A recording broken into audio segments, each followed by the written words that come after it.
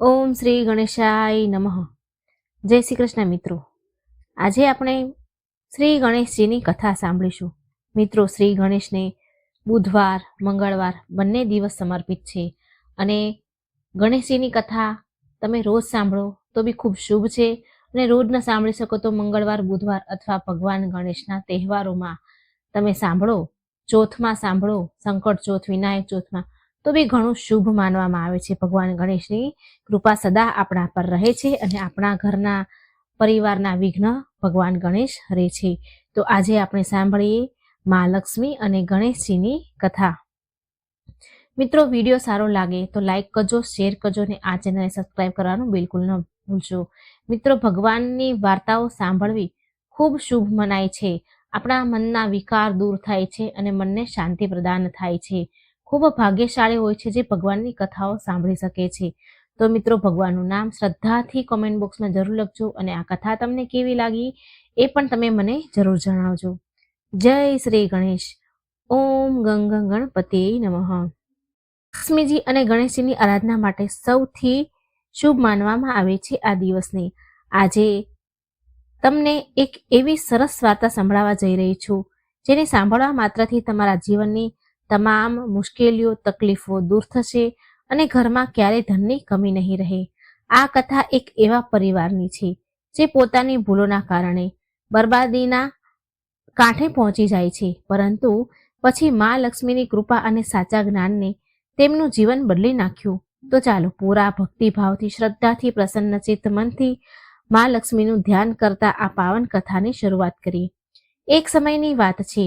ભારત વર્ષના એક નાના એવા સુંદર ગામમાં રામકિશન નામનો એક ખેડૂત પરિવાર તેના પરિવાર સાથે રહેતો હતો. રામકિશન ખૂબ જ સીધો અને મહેનતુ માણસ હતો. તેની પાસે પોતાની થોડી ઘણી જમીન હતી જેના પર ખેતી કરીને તે પોતાનું ગુજરાન ખૂબ મુશ્કેલીથી ચલાવતો હતો. રામકિશનનું આખું જીવન સાદગી અને મહેનતમાં જ વીત્યું. તેણે ક્યારેય કોઈનું ખરાબ ન કર્યું, ન ઈચ્છ્યું અને હંમેશા ઈમાનદારીથી એ કમાતો અને કમાણી પર ભરોસો કર્યો. રામકિશનના પરિવારમાં તેની પત્ની અને 2 યુવાન દીકરા પણ હતા. મોટા દીકરાનું નામ ધનરાજ અને નાના દીકરાનું નામ શરદ. બંને દીકરા શરીરથી ખૂબ જ મજબૂત અને કામ કરવામાં ખૂબ હોશિયાર. રામકિશને પોતાના બંને દીકરાઓ પર ખૂબ જ ગર્વ હતો એને, કારણ કે તેઓ બંને શહેરમાં જઈને સારું એવું કામ કરતા અને ખૂબ પૈસા કમાતા. ધનરાજ અને શરદની કમાણી એટલી સારી હતી કે જો તે ઈચ્છે ને તો તેમનો પરિવાર ગામનો સૌથી અમીર પરિવાર બની શકતો હતો. રામકિશન હંમેશા એ જ સપનું જોતો હતો કે તેના બંને દીકરા જે પૈસા કમાઈને લાવે છે તેનાથી તેમનું જૂનું ઘર નવું બની જશે અને ઘરમાં સુખ સુવિધાની બધી વસ્તુઓ આવશે. પરંતુ રામકિશનની આ વિચારધારા અને તેનું સપનું હકીકતમાં બદલાઈ રહ્યું ન હતું અને તેનું સૌથી મોટું કારણ તેના દીકરાઓની એક ખૂબ ખરાબ લત હતી. ધનરાજ અને શરદ બંને ખૂબ મહેનતુ તો હતા અને દિવસભર પરસેવો પાડીને ભારે કામ પણ કરતા હતા, જેનાથી તેમને સાંજે સારા પૈસા મળતા હતા. પરંતુ જેવો સૂરજ આથમે અને સાંજ પડે કે તેમની મતિ ભ્રષ્ટ થઈ જતી. એ જ ગામના એક મહોલ્લામાં બીરુ નામનો એક લુહાર રહે. બીરુ લુહાર કહેવા ખાતર તો લોખંડનું કામ કરતો, પરંતુ એની અસલ ધંધો તેનો કંઈક બીજો જ હતો. બીરુ લુહાર ખૂબ જ ચાલાક અને લાલચુ પ્રકારનો માણસ. તેણે પોતાના ઘરની પાછળ છુપાઈને દારૂ વેચવાનો અડ્ડો બનાવી લીધો હતો. બીરુ લુહારની જીભ એટલી મીઠી હતી કે ગામના ભોળા લોકોને પોતાની વાતોમાં પટાવી લેતો. એ લુહારે જાણી જોઈને ધનરાજ અને શરદ જેવા નવયુવાનને નિશાન બનાવ્યું. તે જાણતો હતો કે રામકિશનના બંને દીકરા સારું એવું કમાય છે, તેથી તેણે ધીરે ધીરે એ બંનેને દારૂની લત લગાડી દીધી. રોજ સાંજે જ્યારે ધનરાજ અને શરદ કામેથી ઘરે આવે તો તેઓ સીધા ઘરે ન જાય, એના બદલે એ બીરુ લુહારના અડ્ડા પર પહોંચી જાય. બીરુ તેમને ખૂબ પ્રેમથી બેસાડે અને કહે કે દિવસભરનો થાક ઉતારવા માટે આ ખૂબ જ જરૂરી છે. શરૂઆતમાં તો તેમણે મફતમાં બધું પીવડાવ્યું, આદત પાડી, પરંતુ જ્યારે તેઓ પૂરી રીતે પકડમાં આવી ગયા તો બીરુ તેમની પાસેથી તેમની મહેનતની કમાણીના બધા પૈસા પડાવવા લાગ્યો. રામકિશન ઘરના દરવાજે બેસીને પોતાના દીકરાઓની રાહ જુએ. તેની ઘરડી આંખો રસ્તા તરફ ટકી રહેતી કે ક્યારે તેના દીકરા આવે અને ઘરમાં ખુશીઓ લાવે. પરંતુ જ્યારે પણ ધનરાજ અને શરદ ઘરે પાછા આવે તો નશામાં ધૂત હોતા અને ખાલી હાથે પાછા આવતા. જે પૈસા ઘરની તરક્કીમાં લગાવવા જોઈએ તે બીરુ લુહારની તિજોરીમાં જઈ રહ્યા હતા. આ સિલસિલો રોજનો થઈ ગયો. રામકિશન જ્યારે પોતાના દીકરાઓને સમજાવે તો તે નશામાં હોવાને કારણે તેની એક ન સાંભળે અને ઉપરથી પોતાના પિતા સાથે દલીલ કરવા લાગે. ઘરનું વાતાવરણ જે ક્યારેક શાંતિપૂર્ણ હતું હવે કંકાસ કકળાટમાં બની ગયું, અશાંતિનું ઘર બની ગયું. લુહાર માત્ર રામકિશનના દીકરાઓને જ નહીં પરંતુ તે આખા મહોલ્લાના ઘણા અન્ય લોકોને પણ આ રીતે બરબાદ કરી રહ્યો હતો. તેને એ વાતથી કોઈ ફરક પડતો ન હતો કે કોઈનું ઘર ઉજળી રહ્યું છે, કોઈના મા બાપ દુઃખી થઈ રહ્યા છે, કોઈના બાળકો ભૂખ્યા સૂઈ રહ્યા છે. તેને તો બસ પોતાના નફાથી જ મતલબ. તે રોજ નવી નવી ઉપાયો લગાવે, તરકીબો લગાવી લોકોને ઉધારમાં પણ એ નશો આપતો અને પછી તેમની પાસેથી વ્યાજ સહિત પૈસા વસૂલતો. રામકિશનને એ જોઈને ખૂબ જ દુઃખ થતું હતું કે તેના યુવાન દીકરા જે તેના ગડપણનો સહારો છે, ગડપણની લાકડી જ બનવા જોઈએ, તેઓ પોતાને અને પોતાના પરિવારને ગરીબીમાંના દલદલમાં ધકેલી રહ્યા છે. એક દિવસ રામકિશને ખૂબ હિંમત ભેગી કરી અને પોતાના દીકરાઓ સાથે વાત કરવાનું વિચાર્યું. સવારનો સમય હતો અને બંને દીકરા કામ પર જવાની તૈયારી કરી રહ્યા હતા. તે સમયે તેઓ નશામાં ન હતા, તેથી રામકિશને વિચાર્યું કે કદાચ આજે તેની વાતની એમના પર કોઈ અસર પડે. રામકિશને ખૂબ પ્રેમથી ધનરાજ અને શરદને પોતાની પાસે બેસાડ્યા અને કહ્યું, બેટા, તમે બંને આટલી બધી મહેનત કરો છો, લોહી પરસેવો એક કરો છો, પરંતુ તમારા હાથમાં કંઈ જ બચતું નથી. જો આપણું ઘર કેટલું જૂનું થઈ ગયું છે, છત ટપકે છે અને ઘરમાં રાશન પાણી લાવવા માટે પણ વિચારવું પડે છે. પેલા બીરુ લુહારના ચક્કરમાં તમે તમારી જવાની અને પૈસા બંને બરબાદ કરી રહ્યા છો, જીવન ખોઈ રહ્યા છો. પોતાની વાત સાંભળીને ધનરાજનું માથું થોડું ઝૂકી ગયું. તેને તેની ભૂલનો અહેસાસ તો થતો હતો, પરંતુ લત એટલી બધી ખરાબ પડી ગઈ હતી કે સાંજ પડતા જ તેના પગ આપોઆપ બીરુના ઘર તરફ વળી જતા. શરદે પણ કહ્યું કે પિતાજી, અમે કોશિશ કરીએ છીએ કે આજથી ત્યાં નહીં જઈએ, પરંતુ જેવી જ સાંજ પડે અને મિત્રો સાથે મળી અને બીરુ લુહારના અડ્ડા પર ચાલી જાય. એનો અવાજ એને રોકી નતો શકતો. રામકિશને ઊંડો શ્વાસ લીધો અને મનમાં ને મનમાં મા લક્ષ્મીને યાદ કર્યા કે હે માં, મારા બાળકોને સદબુદ્ધિ આપો, નહીં તો આ લુહાર મારા આખા પરિવારને રસ્તા પર લાવી દેશે. રામકિશનની સમજાવટ અને ભગવાનનું નામ લીધા પછી તે દિવસે તો ધનરાજ અને શરદે મનમાં નક્કી કરી લીધું હતું કે તેઓ હવે પોતાની મહેનતની કમાણીને આમ બરબાદ નહીં થવા દે. બંને ભાઈઓ ઘરેથી નીકળ્યા અને શહેર તરફ કામ કરવા ગયા. તે દિવસે તેમણે તનતોડ મહેનત કરી, તડકામાં પરસેવો પાડ્યો, ભારે કોથળા ઉપાડ્યા અને સાંજ સુધી ખૂબ કામ કર્યું. તેમની મહેનત જોઈને તેમનો માલિક પણ ખુશ થઈ ગયો અને તેમને તે દિવસથી મજૂરી સાથે કંઈક ઇનામના પૈસા પણ આપ્યા. સાંજે જ્યારે તેના ખિસ્સામાં સારા એવા પૈસા આવ્યા તો બંને ભાઈઓના ચહેરા ખીલી ઉઠ્યા. તેમણે વિચાર્યું કે આજે તો આ પૈસા લઈ જઈને પિતાજીના હાથમાં આપીશું અને મા માટે થોડા ફળ પણ લઈ જશું. આમ વિચારીને તેઓ બંને ખુશી ખુશી ગામ તરફ પાછા ફર્યા. પરંતુ બુરાઈ એટલી સરળતાથી પીછો ક્યાં છોડે છે. બીરુ લુહાર જે પોતાની દુકાન પર બેઠો ગીત જેવી નજર લગાવીને રહેતો હતો, તેનો તો બસ આ જ સમયની રાહ હતી. જેવા ધનરાજ અને શરદ તેના મહોલ્લામાં વળ્યા, ગલીમાં પસાર થવા લાગ્યા કે બીરુએ તેમને જોઈ લીધા. તેને જોયું કે આજે બંને ભાઈઓની ચાલમાં એક અલગ જ ખુશી છે અને તેઓ સીધા ઘર તરફ જઈ રહ્યા છે. તેની તરફ જોઈ પણ નથી રહ્યા. બીરુ સમજી ગયું કે આજે આમના ખિસ્સા ગરમ છે અને જો આ સીધા ઘરે જતા રહ્યા તો તેનો આજનો ધંધો ધીમો પડી જશે.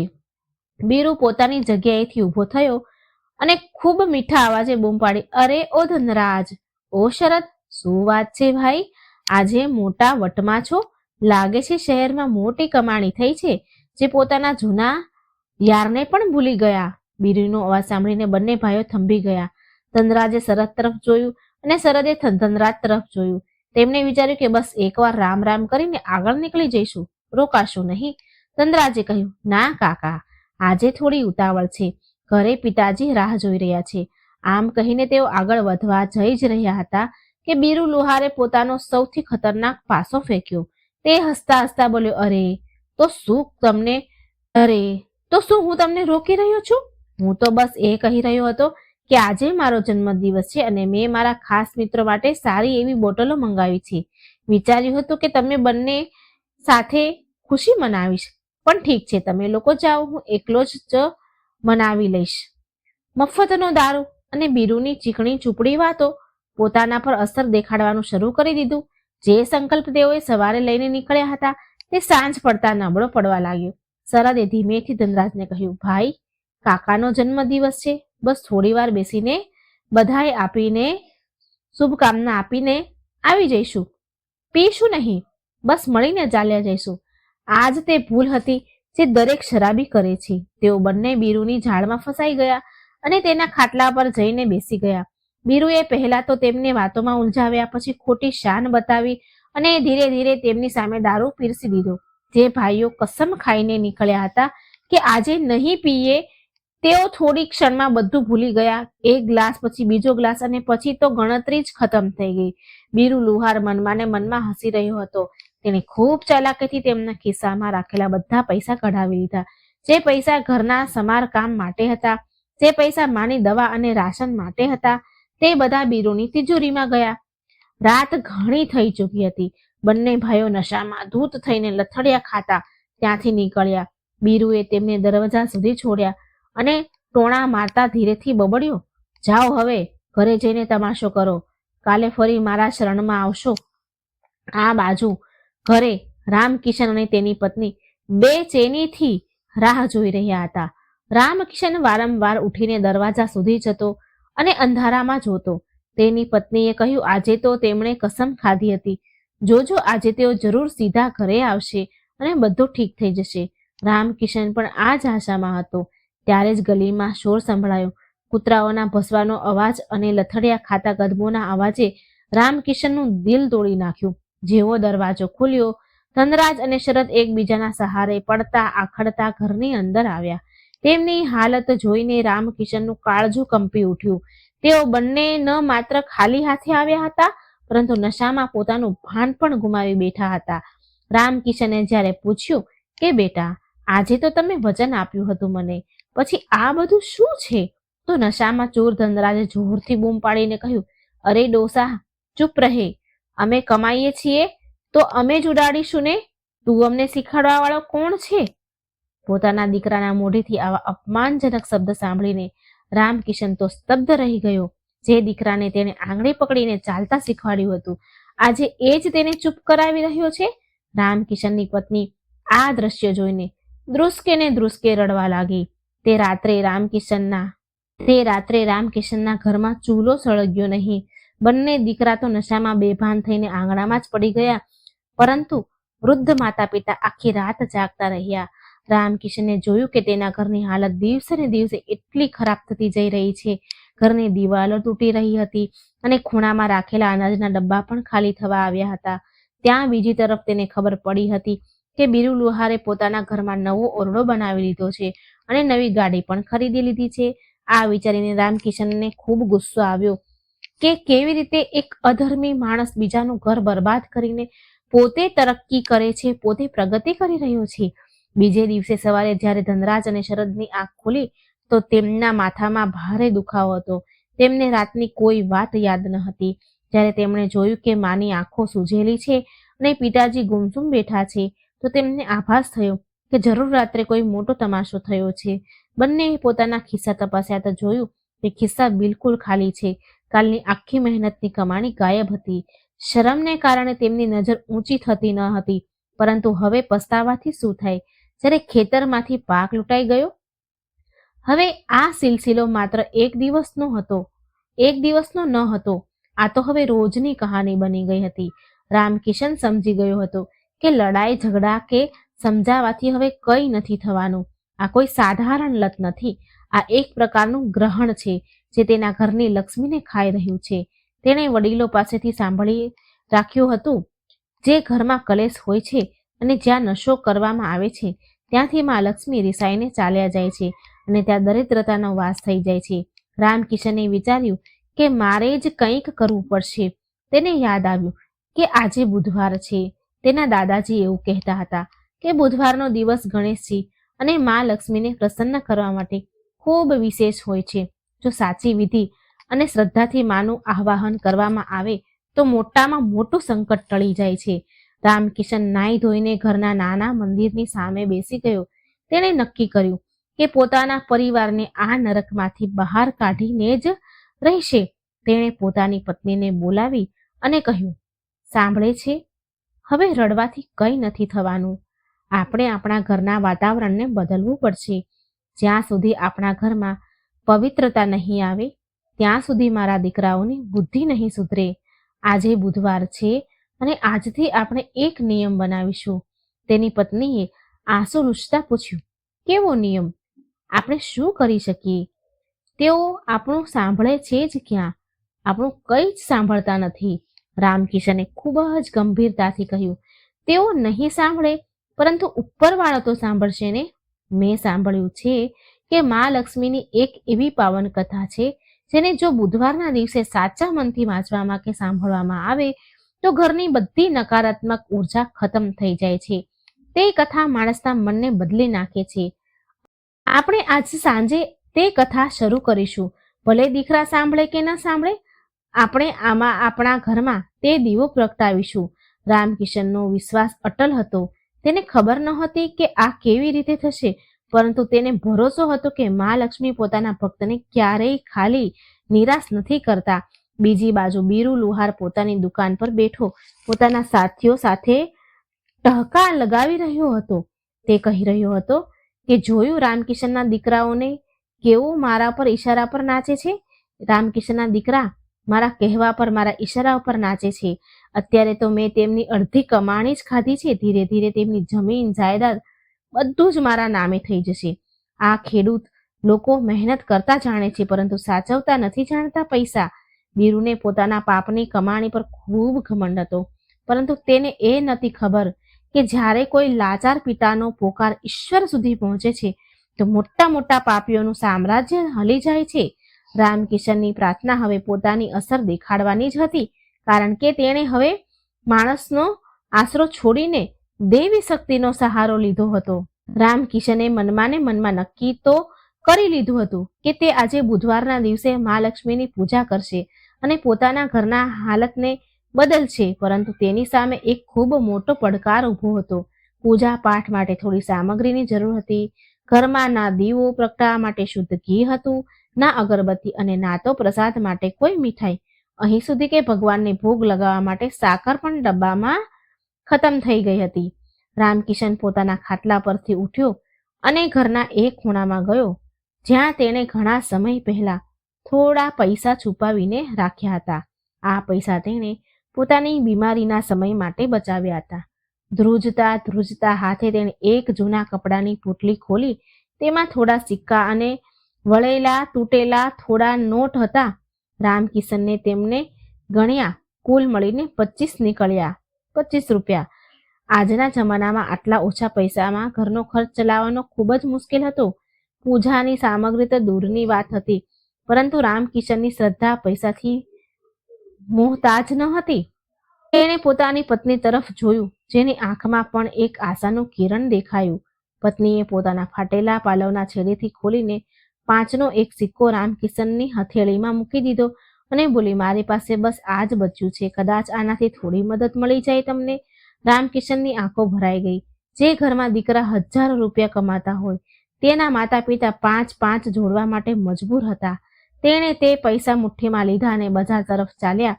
તેના મનમાં બસ એક જ ધૂન હતી કે ભલે ગમે તે થઈ જાય, આજ સાંજે ઘરમાં મા લક્ષ્મીનો પાઠ જરૂર કરીશ, જરૂર થશે. રામકિશન જ્યારે ગામના રસ્તેથી પસાર થઈ રહ્યા હતા તો તેની ચાલમાં એક અજીબ ઝડપ હતી. તે ઈચ્છતા હતા કે જલ્દીમાં જલ્દી બધો સામાન ઘરે લઈ જાઉં, પાછો ઘરે જઉં અને પવિત્ર વાતાવરણ બનાવું. પરંતુ જેવો તે ચોક પાસે પહોંચ્યો તેને ફરી એક જ મનહૂસ ચહેરો દેખાયો. બીરુ લુહાર પોતાની દુકાનની બહાર ઓટલા પર પગ લાંબા કરીને બેઠો હતો અને હુક્કો પી રહ્યો હતો. રામકિશનને જોતા જ તેના ચહેરા પર એક કુટિલ સ્મિત આવી ગયું. બીરુને તો જાણે આખા ગામની ખબર રહેતી હતી. તેને ખબર હતી કે રામકિશનના ઘરમાં દાણા દાણાના ફાફા છે. તેણે રામકિશનને બૂમ પાડી, અરે રામકિશન ભાઈ, આટલા તડકામાં ક્યાં ભાગ્યા જાઓ છો અને મુઠ્ઠી આટલી જોરથી બંધ કરી રાખી છે? કોઈ ખજાનો હાથ લાગી ગયો છે કે શું? રામકિશન રોકાવા નહોતો ઈચ્છતો, ઊભો રહેવા નહોતો માંગતો, પરંતુ બીરુનો અવાજ સાંભળીને તેના પગ ભારે થઈ ગયા. તેણે બીરુ તરફ જોયા વગર જવાબ આપ્યો, કઈ નહીં ભાઈ, બસ ઘર માટે થોડો સામાન લેવા જઈ રહ્યો છું. બીરુ જોરથી હસ્યો અને બોલ્યો, સામાન? અરે સાંભળ્યું છે કે તમારા ઘરમાં તો આજકાલ ચૂલો સળાગવો પણ મુશ્કેલ થઈ ગયો છે. તમારા લાડલા દીકરા તો બધી કમાણી મારી દુકાન પર લૂંટાવી જાય છે. તમે કેમ આટલી મહેનત કરી રહ્યા છો? જે પણ કમાશો કે બચાવશો છેવટે તો એ મારી પાસે જ આવવાનું છે. બીરુની આવી વાત સાંભળી રામકિશનના હૃદયમાં તીર વાગ્યું. આ વાત સાચી હતી કે તેના દીકરાઓને કારણે તેની ઇજ્જત અને પૈસા બંને બીરુના પગમાં પડી રહ્યા હતા, પરંતુ આજે રામકિશનની અંદર એક અલગ જ શક્તિ હતી. તેણે બીરુની આંખોમાં આંખો નાખીને કહ્યું, બીરુ, સમય સૌનો એક સરખો નથી રહેતો. આજે મારા દીકરા ભટકી રહ્યા છે એટલે તું હસી રહ્યો છે, પરંતુ મને મારી મા લક્ષ્મી અને ઈશ્વર પર ખૂબ ભરોસો છે. જે દિવસે એમની કૃપા થશે ને, તે અંધારું પણ છટાઈ જશે અને મારા દીકરા પણ સુધરી જશે. તું તારી કમાણી પર ઘમંડ ન કર. અધર્મના પૈસા ક્યારેય ફળતા નથી. આટલું કહીને રામકિશન ઝડપથી આગળ વધી ગયો. બીરુ લુહાર થોડી ક્ષણો માટે સ્તબ્ધ રહી ગયો. તેણે રામકિશનના અવાજમાં આજ સુધી આવી સખતાઈ અને આત્મવિશ્વાસ ક્યારેય જોયો ન હતો. તે હંમેશા રામકિશનને એક લાચાર અને બિચારો બાપ સમજતો હતો. બીરુએ મનમાં ને મનમાં વિચાર્યું, લાગે છે કે આ ડોહો ભટકી ગયો છે, સઠિયાઈ ગયો છે. પૂજા પાઠથી ક્યાંક દારૂડિયો સુધરે છે? કોઈથી સાંભળ્યું ક્યાંય દારૂડિયો સુધર્યો? આજે સાંજે જોઈશ કે આના દીકરા આના ભજન સાંભળે છે કે મારી બોટલ સંભાળે છે. બીરુએ ફરીથી પોતાનો હુંકો ખેંચ્યો અને ધુમાડાના ગોટા બનાવવા લાગ્યો. બીજી બાજુ રામકિશન કરિયાણાની દુકાન પર પહોંચે છે. તેણે ખૂબ વિચારી સમજીને ખરીદી કરી. મોંઘા ઘીની જગ્યાએ તેણે થોડું તેલ લીધું, મીઠાઈની જગ્યાએ ગોળ લીધો, પતાસા લીધા અને થોડા ફૂલ અને અગરબત્તી ખરીદી. દુકાનદાર પણ રામકિશનને જાણતો હતો. તેણે પૂછ્યું, કાકા, આજે કોઈ ખાસ તહેવાર છે કે શું? રામકિશને સ્મિત કરતા કહ્યું, બેટા, જ્યારે જાગો ત્યારે સવાર. આજથી મારા ઘરમાં ખુશીનો તહેવાર શરૂ થવાનો છે. સામાન લઈને રામકિશન ઘરે પાછો આવ્યો. ઘરે પહોંચીને તેણે જોયું કે તેના બંને દીકરા ધનરાજ અને શરદ તૈયાર થઈને કામ પર જવા માટે આંગણામાં ઊભા હતા. તેમના ચહેરા ઉતરેલા હતા અને શરીરમાં કાલનો થાક હજુ પણ બાકી હતો. જેવા તેમણે પોતાના પિતાના હાથમાં પૂજાનો સામાન જોયો, તેઓ ચોંકી ગયા. ધનરાજે પૂછ્યું, પિતાજી, આ બધું શું છે? ઘરમાં ખાવા માટે લોટ નથી અને તમે આ ફૂલ પતાસા લઈને આવ્યા છો? રામકિશને ખૂબ સંયમથી કામ લીધું, ખૂબ ધીરજ રાખી. તેણે ગુસ્સો ન કર્યો પણ ખૂબ શાંતિથી કહ્યું, બેટા, આ લોટ દાળ કરતાં વધારે જરૂર છે. આ આપણા ઘરની સુખ શાંતિનો સામાન છે. શરદે ચીડાતા કહ્યું, તમે પણ ક્યાં ચક્કરમાં પડી રહ્યા છો? પૂજા કરવાથી જો પૈસા વરસતા હોત તો દર હરેક કોઈ પૂજારી બની જાત ને. અમને કામ પર જવા દો, મોડું થાય છે. બંને ભાઈ જવા માટે વળ્યા. રામકિશન જાણતા હતા કે અત્યારે તેમને સમજાવવા પથ્થર પર માથું પછાડવા જેવું છે, પરંતુ તેણે તેમને દરવાજા પર રોકી લીધા. રામકિશને કહ્યું, રોકાઈ જાઓ. મને ખબર છે તમને લોકોને મારી વાત પર વિશ્વાસ નથી. તમે યુવાન છો, તમને લાગે છે કે તમે જે કરી રહ્યા છો તે જ સાચું છે, પરંતુ આજે મારી એક વાત માની લો. બંને ભાઈ રોકાઈ ગયા. રામકિશને તેમની આંખોમાં જોતા કહ્યું, જુઓ, મેં તમને ક્યારેય કોઈ વસ્તુ માટે મજબૂર નથી કર્યા, પરંતુ આજે બુધવાર છે. આજે સાંજે હું ઘરમાં એક નાની અમથી કથા કહીશ. હું તમારી પાસે કોઈ પૈસા નથી માંગી રહ્યો, બસ તમારો થોડો સમય માંગી રહ્યો છું. શું તમે તમારા વૃદ્ધ બાપ માટે આજ સાંજે થોડા વહેલા ઘરે આવી શકશો? બસ સૂરજ ડૂબતા પહેલા આવી જજો. ત્યાર પછી તમારે જે કરવું હોય તે કરજો. પિતાના અવાજમાં એક અજીબ જ લચક અને દર્દ હતું. ધનરાજ અને શરદ જે નશામાં શૈતાન બની જતા હતા, પરંતુ હોશમાં તેઓ હજુ પણ પોતાના પિતાનું થોડું ઘણું સન્માન તો કરતા હતા. તેમને લાગ્યું કે પિતાજી આટલું કરી રહ્યા છે તો કદાચ કોઈ ખાસ વાત હશે. ધનરાજે નજર ચોરતા કહ્યું, ઠીક છે, કોશિશ તો જરૂર કરીશું. આમ પણ આજે કામ વધારે નથી. શરદે પણ માથું હલાવ્યું, હા, આવી જઈશું, પરંતુ અમારે કોઈ લાંબુ લચક ભાષણ નથી સાંભળવું. આટલું કહીને બંને દીકરા કામ પર નીકળી ગયા. તેમના ગયા પછી રામકિશનની પત્નીએ ચિંતિત થઈને પૂછ્યું, શું તમને લાગે છે તેઓ આવશે કે રોજની જેમ બીરુ તેમને ફસાવી લેશે? રામકિશને પૂજાની સામગ્રી સાફ કરતા કહ્યું, આવશે ભાગ્યવાન, જરૂર આવશે. આજે મારું દિલ કહી રહ્યું છે કે મા લક્ષ્મી આપણી લાજ રાખશે. તું બસ ઘરની સફાઈમાં લાગી જા, ઘરના ખૂણે ખૂણો ચમકાવી દે. મા લક્ષ્મી ત્યાં જ આવશે જ્યાં સફાઈ અને પવિત્રતા હોય છે. ત્યાં પછી રામકિશન અને તેની પત્ની ઘરની સફાઈમાં લાગી ગયા. તેમણે ઘરના ઝાડા સાફ કર્યા, આંગણાને છાણથી લીપ્યું અને ફાટેલા જૂના પડદા ધોઈને સુકાવ્યા. ભલે ઘર કાચું હતું અને દિવાલો જૂની હતી, પરંતુ તેમની મહેનતથી ઘરનું વાતાવરણ બદલાઈ ગયું. બપોર થતા થતા આખું ઘર સાફ થઈ ગયું. રામકિશને એક નાનો બાજોટ લીધો, તેના પર લાલ કપડું પાથર્યું. તેની પાસે મા લક્ષ્મી અને ગણેશજીની એક જૂની તસવીર ફોટો મૂક્યો. તેને લૂછ્યો, સાફ કર્યો અને બાજોટ પર સ્થાપિત કર્યો. જેમ જેમ સાંજ નજીક આવી રહી હતી, રામકિશનના ધબકારા વધી રહ્યા હતા. આ માત્ર એક પૂજા ન હતી, આ તેના જીવનની સૌથી મોટી પરીક્ષા હતી. એક તરફ લુહારની લાલચ અને નશો હતો જે તેના દીકરાઓને ખેંચી રહ્યો હતો, અને બીજી તરફ એક પિતાની શ્રદ્ધા અને વિશ્વાસ હતો. સૂરજ ધીરે ધીરે પશ્ચિમ દિશા તરફ નમવા લાગ્યો. પક્ષીઓ પોતાના માળા તરફ પાછા ફરતા હતા. રામકિશન વારંવાર દરવાજા તરફ જોઈ રહ્યા હતા. શું ધનરાજ અને શરદ તેમનું વચન નિભાવશે? બીજી બાજુ શહેરમાં કામ કરતા ધનરાજ અને શરદના મનમાં પણ આજે અજીબ બેચેની હતી.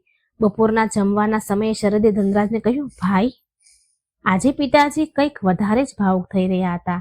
તેમના ચહેરા જોયો હતો. તમે એમનો ચહેરો જોયો હતો? કેટલો ઉતરી ગયો હતો? ધનરાજે રોટલીનો ટુકડો તોડતા કહ્યું, હા, મને પણ ખરાબ તો લાગે છે. આપણે કમાઈએ તો ઘણું છીએ, પરંતુ બચતું કંઈ નથી. બધું પેલા બીરુના ચક્કરમાં ઉડી જાય છે. આજે મન નથી કરી રહ્યું ત્યાં જવાનું. પિતાજીએ બોલાવ્યા છે તો આજે જલ્દી ઘરે જઈએ, પરંતુ આદત ખૂબ ખરાબ વસ્તુ હોય છે. જેવું કામ ખતમ થયું અને સાંજના 5 વાગ્યા, તેમના સાથીઓએ કહ્યું, અરે, આજે તો બીરુએ નવી જાતનો દારૂ મંગાવ્યો છે, બહુ કડક છે, ચાલો થોડું ચાખીને આવીએ. ધનરાજ અને શરદના પગ ડગમગવા લાગ્યા. એક પળ માટે તેમને પિતાનો ચહેરો યાદ આવ્યો અને બીજી જ પળે બીરુની મખમલી મહેફિલ. બંને ભાઈ બે રસ્તા પર ઊભા હતા. એક રસ્તો ઘર તરફ જતો હતો જ્યાં શાંતિ અને સુધાર હતો, અને બીજો રસ્તો બીરુના અડ્ડા તરફ જતો હતો જ્યાં નશો અને બરબાદી હતી.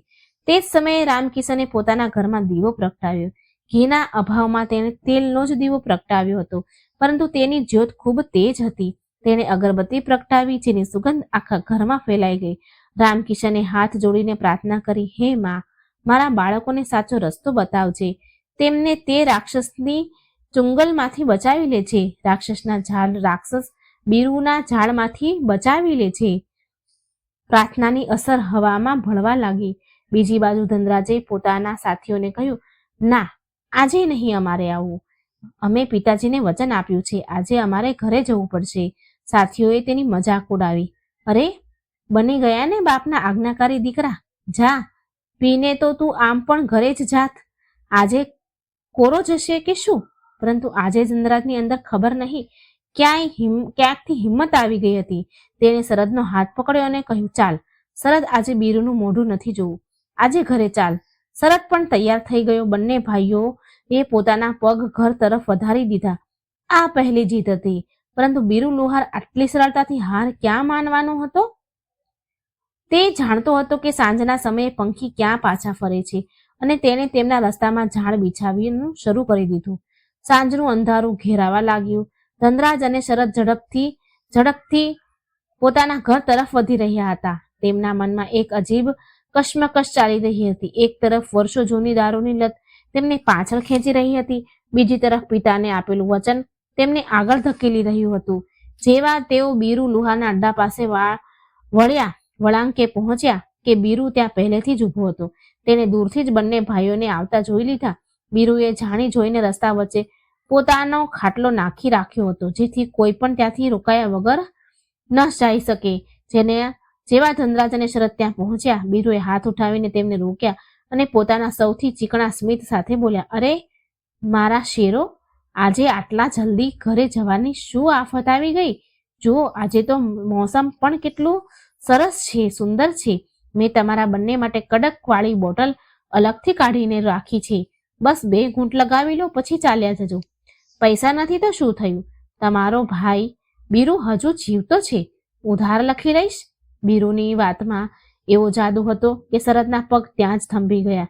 તેની નજર એ તરફ વળી ગઈ જ્યાં બીરુના બાકી ગ્રાહક બેસીને પી રહ્યા હતા.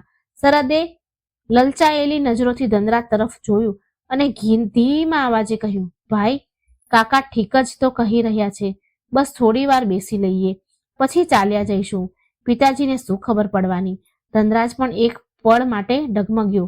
તેની અંદરની તલબે જોર માર્યું, પરંતુ ત્યારે જ તેને સવારની તે ઘટના યાદ આવી ગઈ જ્યારે તેના પિતાજીએ ધ્રુજતા હાથે 5નો સિક્કો ગણ્યા હતા. 5 સિક્કા ગણ્યા. તેને પોતાના પિતાનો તે નિરાશ અને લાચાર ચહેરો યાદ આવ્યો. ધનરાજે પોતાની મુઠ્ઠી વાંખી લીધી. તેણે શરદનો હાથ જોરથી પકડ્યો અને ખેંચ્યો. ધનરાજે બીરુની આંખોમાં જોતા સખ્ત અવાજમાં કહ્યું, ના કાકા, આજે નહીં. આજે અમારા ઘરમાં પૂજા છે અને અમે પિતાજીને વચન આપ્યું છે. રસ્તો છોડો, અમારે મોડું થઈ રહ્યું છે. બીરુ આ સાંભળીને તો સ્તબ્ધ રહી ગયો. તેણે ક્યારેય ધનરાજના અવાજમાં આટલો દમ નહોતો જોયો. બીરુએ ફરીથી પેંતરો બદલ્યો અને ટોણા મારતા કહ્યું, અરે વાહ, 100 ઉંદર મારીને બિલાડી હજ કરવા ચાલી. તમે લોકો આને પૂજા?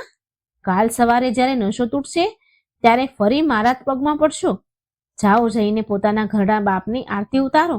બીરુ અને તેના સાથીઓ જોર જોરથી હસવા લાગ્યા. તેમનું હસવું ધનરાજ અને શરદના દિલ પર હથોડાની જેમ વાગ્યું, પરંતુ આજે તેમણે વળતો જવાબ ન આપ્યો. તેઓ ચૂપચાપ માથું ઝુકાવીને ત્યાંથી નીકળી ગયા. જેવા તેઓ બીરુના વિસ્તારમાંથી બહાર નીકળ્યા અને પોતાના ઘરની ગલીમાં વળ્યા, તેમને એક અજીબ શાંતિનો અનુભવ થયો. એવું લાગ્યું કે જાણે કોઈ ભારે બોજમાંથી મુક્તિ મળી હોય. જેમ જેમ તેઓ ઘરની નજીક આવી રહ્યા હતા, હવામાં એક ભૂઈની સુગંધ તરી રહી હતી. અગરબત્તીની સુગંધ હતી જે તેમના ઘરેથી જ આવી રહી હતી. ઘરના દરવાજા પર પહોંચીને બંને ભાઈ રોકાઈ ગયા. તેમણે જોયું કે તેમનું કાચું મકાન આજે કંઈક અલગ જ લાગી રહ્યું હતું. આંગણું સાફ સુથરું હતું, છાણથી લીપેલું હતું અને વચ્ચે એક નાનો બાજોટ પર દીવો પ્રગટી રહ્યો હતો. રામકિશન અને તેમની માતા સાફ કપડાં પહેરીને બાજોટ પાસે બેઠા હતા. દીવાના અંજવાળામાં રામકિશનનો ચહેરો ચમકી રહ્યો હતો. જેવા રામકિશને પોતાના બંને દીકરાઓને દરવાજા પાસે ઉભેલા જોયા અને તે બિલકુલ હોશમાં, તેની ખુશીનો તો પાર ન રહ્યો. તેની આંખમાં આંસુ આવી ગયા, આંસુ છલકાઈ પડ્યા. રામકિશન ઉઠીને પોતાના બંને દીકરાઓને ભેટ્યા. તેણે કહ્યું, મને ખબર હતી, મારો વિશ્વાસ નહીં તૂટે. મને ખબર હતી તમે આવશો. માએ પણ પોતાના દીકરાઓના માથા પર હાથ ફેરવ્યો. ધનરાજ અને શરદને આજે પોતાના ઘરમાં એક અલગ જ શાંતિ અનુભવાઈ રહી હતી. તે શોર બકોર, તે બીરુની ગંદી વાતો અને તે માથાનો દુખાવો બધું અહીં આવ્યા પછી ગાયબ થઈ ગયું હતું. બંને ભાઈઓ હાથ મોઢું ધોવે છે અને પિતાની પાસે આવીને બેસી ગયા.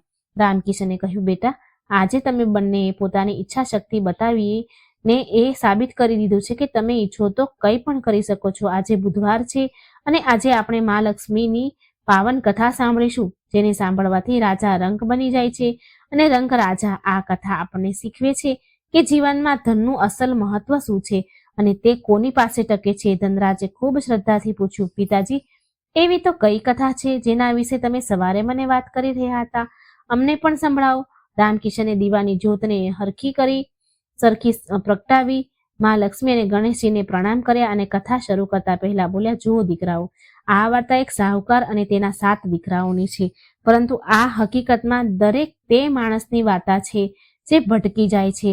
આને ધ્યાનથી સાંભળજો, કારણ કે આમાં જીવનનું તે રહસ્ય છુપાયેલું છે જે તમને કોઈ સ્કૂલ, કોલેજમાં કે કઈ જગ્યાએ પણ શીખવાડવામાં નહીં આવે, કોઈ શીખવી નહીં શકે.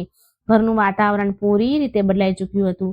બહાર અંધારું હતું, પરંતુ રામકિશનના ઘરમાં જ્ઞાનનું અજવાળું થવાનું હતું. ત્રણેય ધનરાજ, શરદ અને તેમની માં ખૂબ ધ્યાનથી રામકિશન તરફ જોવા લાગ્યા. રામકિશને પોતાની આંખો બંધ કરી ઈશ્વરનું સ્મરણ કર્યું અને પોતાના ભારે પરંતુ સૌમ્ય અવાજમાં કથા શરૂ કરી. પ્રાચીન સમયની વાત છે. એક નગરમાં એક ખૂબ જ મોટો એક ધનવાન સાહુકાર રહેતો હતો. સાહુકાર પાસે ધન દોલતની કોઈ કમી ન હતી. તેના ઘરમાં હીરા મોતી એવા વેરાયેલા રહેતા જાણે કાંકરા પથ્થર. તે સાહુકારના 7 દીકરા અને 7 વહુઓ હતી. સાહુકારનો પરિવાર ખૂબ મોટો હતો અને તે પોતાના પરિવારને ખૂબ પ્રેમ કરતો હતો. પરંતુ તે ઘરમાં એક મોટી ખામી હતી. ત્યાં ધન તો ઘણું હતું, પરંતુ તે ધનની કદર કોઈને ન હતી. સાહુકારની જે સૌથી નાની વહુ હતી તે ખૂબ સંસ્કારી અને સમજદાર હતી, પરંતુ બાકીની 6 વહુઓ અને સાહુકારની પત્નીને પોતાના ધન પર ખૂબ જ ઘમંડ હતો. એક દિવસની વાત છે, ઘરમાં જમવાનું બની રહ્યું હતું. સાહુકારની પત્ની એટલે પેલા 7 છોકરાઓની માં રસોડામાં કામ કરી રહી હતી. ત્યારે દરવાજા પર એક ભિક્ષુક આવ્યો. તે ખૂબ જ દયનીય અવસ્થામાં હતો. કપડાં ફાટેલા હતા અને તે ભૂખથી બેહાલ લાગી રહ્યો હતો. તેને દરવાજા પર બૂમ પાડી, માં, બહુ ભૂખ લાગી છે, કંઈક ખાવાનું આપો. ઈશ્વર તમારા ભંડાર ભરેલા હંમેશા રાખે.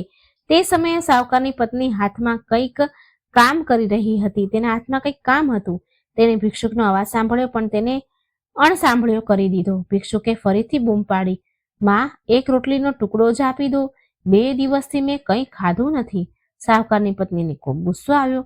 તે બહાર નીકળી અને તે ભિક્ષુકને ધમકાવવા લાગી, ચાલ્યો જા અહીંથી, જોતો નથી હું અત્યારે કામ કરું છું, વ્યસ્ત છું. તારા જેવા લોકોને કોઈ કામ ધંધો તો નથી, બસ ભીખ માંગવા આવી જાઉં છું. મારી પાસે અત્યારે તને આપવા માટે કંઈ જ નથી અને ના તો મારી પાસે સમય પણ છે. રામકિશન અહીં અટક્યો અને પોતાના દીકરાઓ તરફ જોયું. તેઓ બંને ખૂબ ધ્યાનથી સાંભળી રહ્યા હતા. રામકિશનને આગળ દીકરાઓ, ધ્યાન આપજો. જ્યારે ઘરના દરવાજેથી કોઈ ભૂખ્યું ખાલી હાથે પાછું ફરે છે તો તે એકલો નથી જતો, તે પોતાની સાથે તે ઘરની બરકતને પણ લઈ જાય છે. સાહુકારની પત્નીએ તે ભિક્ષુકને ધુતકારીને ભગાડી દીધો. ભિક્ષુકની આંખમાં આંસુ આવી ગયા અને તે કંઈ બોલ્યા વગર ત્યાંથી ચાલ્યો ગયો. પરંતુ આ ભિક્ષુક કોઈ સાધારણ માણસ ન હતો. તે સ્વયં પરીક્ષા લેવા આવ્યા હતા. થોડી જ વાર પછી જ્યારે સાહુકારની પત્ની પોતાનું કામ પતાવીને બેઠી તો તેને તેની ભૂલનો અહેસાસ થયો.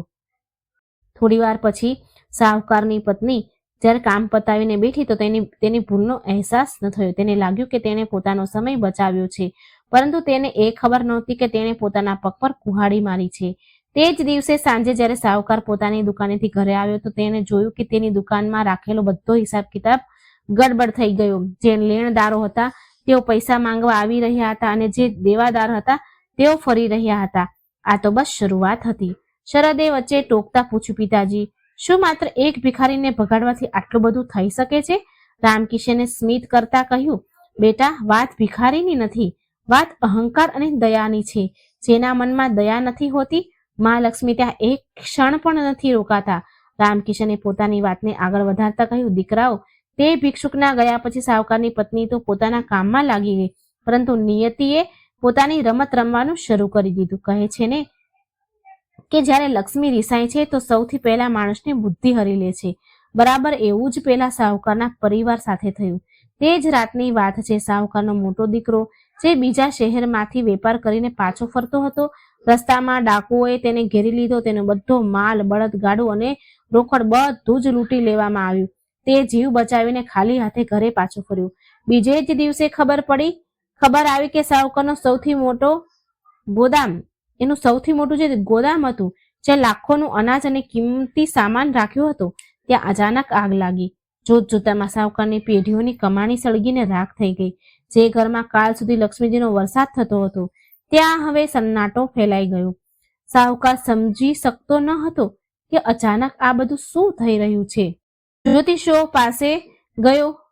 પાસે ગયો, પૂજા પાઠ કરાવી, પરંતુ વિનાશનું પૈડું ચાલી ચૂક્યું હતું. તેને રોકવું હવે કોઈના હાથની વાત ન હતી.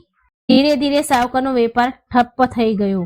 જે લેણદારો કાલ સુધી સાહુકારની સામે હાથ જોડીને ઉભા રહેતા, આજે તેઓ પોતાના પૈસા વસૂલવા માટે દરવાજા પર ગાળાગાળી કરવા લાગ્યા હતા. સાહુકારની ઇજ્જત, જે તેને વર્ષોથી મહેનત કરીને જે ઇજ્જત કમાઈ હતી, માટીમાં મળી રહી હતી. નોબત ત્યાં સુધી આવી ગઈ કે ઘરના ઘરેણા, વાસણ અને કિંમતી સામાન પણ વેચીને ખાવું પડી રહ્યું હતું. તે 7 વહુઓ જે ક્યારેય રાણીઓની જેમ રહેતી હતી અને જેના પગ જમીન પર નહોતા પડતા, હવે તેમને ઘરનું કામ જાતે કરવું પડી રહ્યું હતું. પરંતુ અહંકાર હજુ પણ પૂરી રીતે તૂટ્યો ન હતો. થોડા મહિના વીત્યા અને ઘરમાં ખાવાના ફાફા પડ્યા. એક દિવસ એવો આવ્યો જ્યારે ઘરમાં એક દાણો પણ અનાજ ન હતું.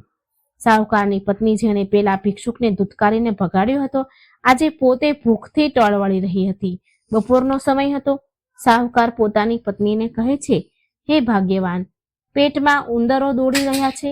જો ઘરમાં કંઈ બચ્યું હોય તો લાવને. પત્ની રસોડામાં ગઈ. તેને દરેક ડબ્બા ખોલ્યા, ફંફોળ્યા, દરેક માટલું જોયું, પરંતુ સિવાય ધૂળના ત્યાં કંઈ ન મળ્યું. તે ખાલી હાથે બહાર આવી અને રડતા રડતા બોલી, સ્વામી, આજે તો ઘરમાં પાણી સિવાય કંઈ નથી. આ સાંભળીને સાહુકારનું માથું ઝૂકી ગયું. તેને પોતાની પત્નીને તે ભૂલ યાદ આવી ગઈ. તેને ભારે મનથી કહ્યું, યાદ છે થોડા મહિના પહેલા સાહુકારે તેની પત્નીને તેની ભૂલ યાદ અપાવી અને ભારે મનથી કહ્યું, યાદ છે તને? થોડા મહિના પહેલા એક ભિક્ષુક આવ્યો હતો અને તે તેને અપમાનિત કરીને ભગાડી દીધો હતો. તેણે કહ્યું હતું કે ઈશ્વર તમારા ભંડાર ભરેલા રાખે, પરંતુ તે પોતાના અહંકારમાં તેને ખાલી હાથે પાછો કાઢ્યો. આજે તેનો જ શ્રાપ આપણને લાગ્યો છે. આપણે અન્નનું અપમાન કર્યું, એટલે આજે અન્ન આપણાથી દૂર થઈ ગયું. સાહુકારના 7 દીકરા, જે ક્યારેક એશો આરામની જિંદગી જીવતા હતા, હવે કામની શોધમાં આમ તેમ ભટકવા લાગ્યા, પરંતુ તેમને કોઈ કામ નહોતું આપતું. લોકો કહેતા હતા, અરે, આ તો પેલા શેઠના દીકરા છે, જેમણે ક્યારે તણખલું પણ નથી તોડ્યું. આ શું કામ કરશે? ચારે બાજુથી અપમાન અને નિરાશા જ હાથ લાગી રહી હતી. ધનરાજ અને શરદ, ધ્યાનથી સાંભળજો. જ્યારે ખરાબ સમય આવે છે તો પોતાનો પડછાયો પણ સાથ નથી આપતો. સાહુકારના જે મિત્રો રોજ તેના ઘરે દાવત ઉડાડવા આવતા હતા, આજે તેમણે સાહુકારને ઓળખવાનું પણ બંધ કરી દીધું હતું. આખરે હાર માનીને સાહુકારે પોતાના પરિવારને ભેગો કર્યો. તેણે કહ્યું, આ નગરમાં હવે આપણું ગુજરાન નહીં થઈ શકે. અહીં બધા આપણને અમીર શેઠના રૂપમાં જાણતા હતા. હવે આ ગરીબીનો તમાશો આપણે અહીં રહીને સહી નહીં શકીએ. આપણે આ નગર છોડીને કોઈ બીજા દેશ કે નગરમાં જવું પડશે, જ્યાં આપણને કોઈ જાણતું ન હોય અને આપણે મજૂરી કરીને આપણું પેટ ભરી શકીએ. વિચારો દીકરાઓ, જે માણસના નામનો સિક્કો ચાલતો હતો, આજે તેને પોતાનું ઘર છોડવું પડી રહ્યું હતું. બીજી સવારે અંધારામાં સાહુકાર અને તેનો આખો પરિવાર ફાટેલા તૂટેલા જૂના કપડામાં પોતાનું ઘર છોડીને નીકળી ગયા. ના પગમાં જૂતા ચપ્પલ હતા, ના માથા પર છતની આશા. તેઓ ચાલતા રહ્યા. રસ્તામાં તડકો, ધૂળ, ધૂપ અને ભૂખે તેમની હાલત બેહાલ કરી દીધી.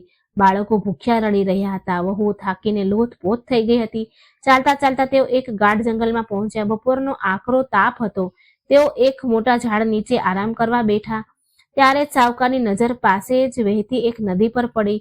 તેણે પોતાના દીકરાઓને કહ્યું, જાઓ, નદીમાંથી થોડું પાણી લઈ આવો અને જુઓ, જો જંગલમાં કોઈ કંદ મૂળ કે ફળ મળી જાય તો લઈ આવો. સૌના પ્રાણ બચી જાય. સાહુકારના દીકરાઓ જેમાંથી 4 શિકાર કરવા અને ફળ શોધવા ગયા અને 3 પાણી લેવા ગયા.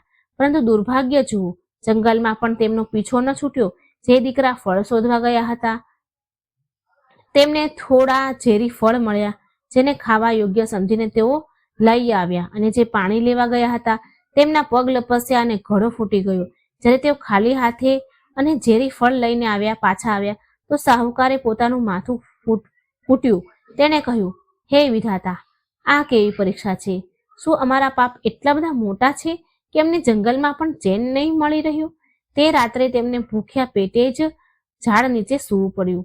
ના પથારી, ના ચાદર, બસ ખુલ્લા આકાશ નીચે તેઓ બધા એકબીજાને અડીને સૂઈ ગયા. બીજા દિવસે તેઓ ફરી ચાલ્યા અને એક બીજા નગરમાં પહોંચ્યા. આ નગર ખૂબ સુંદર હતું. અહીંના રાજાનું નામ ધર્મપાલ હતું અને તે ખૂબ જ ન્યાયપ્રિય અને દાની રાજા હતા. સાહુકારે વિચાર્યું કે અહીં કદાચ કંઈક કામ મળી જાય. સાહુકારે પોતાના દીકરાઓને અલગ અલગ દિશામાં કામ શોધવા માટે મોકલી દીધા. સંજોગ જુઓ, સાહુકારનો સૌથી નાનો દીકરો, જેની પત્ની ખૂબ સંસ્કારી હતી, તે ફરતા એક સરોવરના કિનારે પહોંચી. ત્યાં તેણે જોયું કે કેટલીક સ્ત્રીઓ ખૂબ જ શ્રદ્ધાભાવથી પૂજા કરી રહી હતી. તેઓ માટીના ઢગલા બનાવી રહી હતી, તેના પર ફૂલ ચડાવી રહી હતી અને એક વાર્તા સાંભળી રહી હતી. નાનો દીકરો ત્યાં જ એક ઝાડ પાછળ ઊભો રહીને જોવા લાગ્યો. તેને બહુ જિજ્ઞાસા થઈ કે આ સ્ત્રીઓ શું કરી રહી છે. જ્યારે પૂજા પૂરી થઈ તો તે હિંમત કરીને તે સ્ત્રીઓ પાસે ગયો. તેની હાલત જોઈને મહિલાઓને ખૂબ દયા આવી. તેણે પૂછ્યું, બેટા કોણ છે તું અને આમ છુપાઈને શું જોઈ રહ્યો હતો? છોકરાએ હાથ જોડીને કહ્યું, માતા હું એક બદનસીબ માણસ છું. મારો પરિવાર ખૂબ મુશ્કેલમાં છે. અમે દાણા દાણા માટે તડપી રહ્યા છીએ. મેં જોયું કે આપ લોકો કેટલી ભક્તિભાવથી પૂજા કરી રહ્યા છો. મારા મનમાં શાંતિ મળી એટલે હું ઊભો રહી ગયો. શું આપ મને કહેશો કે આ કયું વ્રત છે અને આપ કોની પૂજા કરો છો? તે સ્ત્રીઓમાં એક વૃદ્ધ સ્ત્રી હતી. તેણે બહુ પ્રેમથી કહ્યું, બેટા આ કોઈ સાધારણ પૂજા નથી. આ માં લક્ષ્મીનું વ્રત છે અને અમે બુધવારની કથા સાંભળી રહ્યા હતા. જે પણ માણસ સાચા મનથી બુધવારના દિવસે ગણેશજી અને માં લક્ષ્મીનું ધ્યાન કરે છે અને આ કથા સાંભળે છે, માં લક્ષ્મી તેના બધા કષ્ટ હરી લે છે. ભલે ખોવાયેલું ધન હોય કે ખોવાયેલું સન્માન, આ વ્રતના પ્રભાવથી બધું પાછું મળી જાય છે. છોકરાઓએ ઉત્સુકતાથી પૂછ્યું, માતા શું સાચુંમાં એવું થઈ શકે? શું મારી ગરીબી પણ દૂર થઈ શકે છે? વૃદ્ધ સ્ત્રીએ કહ્યું, હા બેટા, માં લક્ષ્મીનો મહિમા અપરંપાર છે. જો તું અને તારો પરિવાર શ્રદ્ધાથી આ વ્રત કરશો તો તમારા દિવસો જરૂર બદલાશે. પરંતુ યાદ રાખજો, મનમાં છળ કપટ ન હોવું જોઈએ. છોકરાએ તરત પૂછ્યું, માતા આની વિધિ શું છે? મને કહો, હું જરૂર કહીશ. તે સ્ત્રીએ બુધવાર વ્રતની પૂરી વિધિ કહી. તેણે કહ્યું, બુધવારના દિવસે સવારે જલ્દી ઉઠી સ્નાન કરી ઘરને સાફ કરો. ગણેશજી અને લક્ષ્મીજીની મૂર્તિ કે ફોટો સામે ઘીનો દીવો કરો. લીલી ધરો ગણેશજીને ચડાવો કારણ કે તેમને ખૂબ જ પ્રિય છે. પછી ગોળ અને ચણાનો પ્રસાદ બનાવો અને સૌથી જરૂરી વાત, બુધવારની કથા સાંભળો અને બીજાને સંભળાવો. જો થઈ શકે તો કોઈ ગરીબને ભોજન કરાવો. કોઈનું અપમાન ન કરો. છોકરાએ બધી વાત પોતાના મનમાં ગાંઠ વાળી લીધી. તેને લાગ્યું જાણે તેને ડૂબતા તણખલાનો સહારો મળી ગયો હોય. તે દોડતા પોતાના પિતા અને ભાઈઓ પાસે ગયો. તેઓ બધા એક ધર્મશાળાના ખૂણામાં બેઠા પોતાના નસીબને કોસી રહ્યા હતા. નાના દીકરાએ જઈને કહ્યું, પિતાજી, માતાજી રડવાનું બંધ કરો. પિતાજી, માં રડવાનું બંધ કરો. મને આપણા દુઃખોનો ઈલાજ મળી ગયો છે. બધાએ તેને હેરાનીથી જોયો. સાહુકારે પૂછ્યું, શું થયું બેટા, શું થયું? શું કોઈ ખજાનો મળી ગયો? દીકરાએ કહ્યું, ખજાનાથી પણ મોટી વસ્તુ મળી છે. પિતાજી, મને મા લક્ષ્મીને પ્રસન્ન કરવાનો રસ્તો મળી ગયો છે. પછી તેણે વિસ્તારથી બધી સ્ત્રીઓ સાથે જે વાત થઈ હતી, જે જોયું હતું એ બધું બતાવ્યું. કહ્યું, સાહુકારની પત્ની જેણે પહેલા ભિક્ષુકનું અપમાન કર્યું હતું, આજે તેની આંખમાં પશ્ચાતાપના આંસુ હતા. તેણે કહ્યું, કદાચ ઈશ્વરે આપણને આપણી ભૂલ સુધારવાનો આ છેલ્લો મોકો આપ્યો છે. આપણે આ વ્રત કરીશું. સંજોગોથી બીજે દિવસે જ બુધવાર હતો. સાહુકારના પરિવાર પાસે પૂજા માટે વધારે કંઈ ન હતું, પરંતુ તેમની પાસે હવે એ વસ્તુ હતી જે પહેલા ન હતી, સાચી શ્રદ્ધા અને અહંકારનો નાશ. તેમણે નદીમાં સ્નાન કર્યું. ધર્મશાળાના જે ખૂણામાં તેઓ રહેતા હતા તેને સાફ કર્યો. જંગલમાંથી થોડા ફૂલ અને ધરો તોડી લાવ્યા. પૈસા ન હતા તો તેમણે ગોળ ચણાની જગ્યાએ મનમાં ભગવાનને ભોગ લગાવ્યો અને હાથ જોડીને બેસી ગયા. સાહુકારે કહ્યું, હે મા લક્ષ્મી, અમારાથી જે ભૂલ થઈ ગઈ હોય તેને માફ કરો. અમને ધન નથી જોઈતું, બસ એટલી કૃપા કરો કે અમે મહેનતની રોટલી ખાઈએ, મહેનતનું ભોજન કરી શકીએ અને અમારો પરિવાર ફરીથી જોડાઈ જાય. તેમણે પૂરી શ્રદ્ધાથી કથા કહી અને સાંભળી. પૂજા પૂરી થયા પછી તેઓ બધા કામની શોધમાં નીકળ્યા. ચમત્કાર તો જુઓ, જે લોકો કાલ સુધી કામ આપવાની ના પાડતા હતા, આજે તે બજારમાં એક મોટા વેપારીએ સાહુકારના દીકરાઓને પોતાની દુકાન પર મુનિમનું કામ આપી દીધું. રામકિશને વાર્તા સંભળાવતા પોતાના દીકરાઓ તરફ જોયું અને કહ્યું, જુઓ ધનરાજ, જુઓ શરદ, આ હોય છે વિશ્વાસનું ફળ. જેવું તેમણે સાચા મનથી માને યાદ કર્યા, રસ્તા ખુલવા લાગ્યા. પરંતુ અત્યારે વાર્તા પૂરી નથી થઈ. અસલી પરીક્ષા તો હજુ બાકી છે.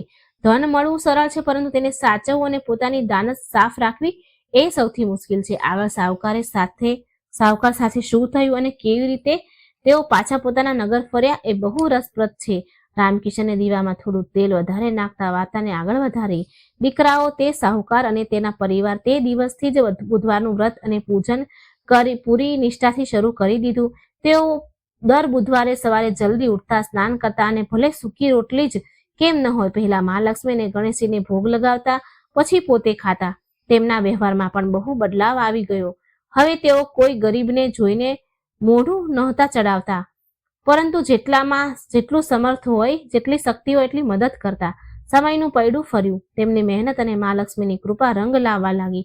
જે વેપારીને ત્યાં તેઓ મુનિમમાં લાગ્યા હતા, તે તેમના કામ અને ઈમાનદારીથી એટલા ખુશ થયા કે તેમણે તેમને પોતાના વેપારમાં ભાગીદાર બનાવી લીધા. શાહુકારના દીકરાઓએ પોતાની જૂની બુદ્ધિ અને નવા અનુભવોનો ઉપયોગ કરીને તે વેપારને નફો અનેક ગણો કરી દીધો. ધીરે ધીરે તેમની પાસે પૈસા આવવા લાગ્યા, પૈસા જોડાવા લાગ્યા. જે પરિવાર ફાટેલા કપડામાં આવ્યા હતા, હવે તેમણે એક નાનું એવું પોતાનું ઘર પણ ખરીદી લીધું હતું. ઘરમાં ફરીથી ખુશીઓ પાછી ફરવા લાગી હતી. વહુના ચહેરા પર ચમક આવી ગઈ અને બાળકો ફરીથી સારા કપડાં પહેરવા લાગ્યા. પરંતુ શાહુકાર ભૂલ્યો ન હતો કે આ બધું કોની દેન છે. જ્યારે તેમની પાસે ધન આવ્યું તો તેમણે ઘમંડ ન કર્યો. તેમણે સૌથી પહેલા એક નિયમ બનાવ્યો કે દર બુધવારે તેઓ ગરીબોને ભોજન કરાવશે. તેઓ જાણતા હતા કે અહંકાર જ તે ઉદય છે જે સોનાની લંકાને પણ ખાઈ જાય છે. તેઓ તે બીજા નગરમાં ખૂબ સુખથી રહેવા લાગ્યા, પરંતુ તેમને પોતાની જન્મભૂમિ અને પોતાના જૂના ઘરની ખૂબ યાદ આવતી. એક દિવસ શાહુકારે પોતાના દીકરાઓને કહ્યું, બાળકો, હવે મા લક્ષ્મીની કૃપાથી આપણી પાસે એટલું ધન થઈ ગયું છે કે આપણે પાછા આપણા નગર જઈ શકીએ. ત્યાં આપણું જૂનું ઘર છે, આપણા પૂર્વજોની નિશાનીઓ છે. આપણે ત્યાં જઈને આપણું ખોવાયેલું સન્માન પાછું મેળવવું જોઈએ. દીકરા પણ તૈયાર થઈ ગયા. તેમણે પોતાની જમા પૂંજી અને સામાન બાંધ્યો અને પોતાના જૂના નગર તરફ ચાલ્યા. આ એ જ રસ્તો હતો જ્યાંથી તેઓ ક્યારેક રડતા, કકળતા અને ભૂખ્યા તરસ્યા પસાર થયા હતા.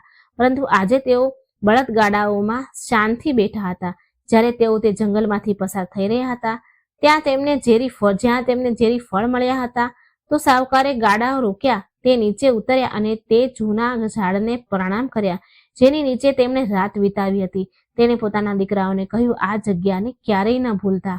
આ જગ્યા આપણને યાદ અપાવતી રહેશે કે ખરાબ સમય ક્યારેય પણ આવી શકે છે, એટલે સારા સમયમાં ક્યારેય છકી ન જવું જોઈએ. સફર કરતા કરતા તેઓ પોતાના જૂના નગરમાં પહોંચ્યા. જ્યારે તેઓ પોતાની ગલીમાં પ્રવેશ કરે છે તો શેરીઓવાળા તેમને જોઈને હેરાન રહી ગયા. લોકોએ વિચાર્યું કે આ પરિવાર તો બરબાદ થઈ ગયો છે, હવે ક્યારેય પાછો જ નહીં આવે. પરંતુ શાહુકાર અને તેના દીકરા પહેલા કરતા પણ વધારે તેજ અને ચમક સાથે પાછા આવ્યા હતા. તેમનું જૂનું ઘર જે ખંડેર બની ચૂક્યું હતું, તેમણે ફરીથી તેને સરસ બનાવવાનું શરૂ કર્યું. થોડા જ દિવસમાં તેમનું ઘર ફરીથી મહેલ જેવું ચમકવા લાગ્યું. તેમણે પોતાનો જૂનો વેપાર ફરીથી શરૂ કર્યો અને જોતજોતામાં તેઓ પહેલા કરતા પણ વધારે અમીર થઈ ગયા. પરંતુ અસલી પરીક્ષા હજુ પણ બાકી હતી.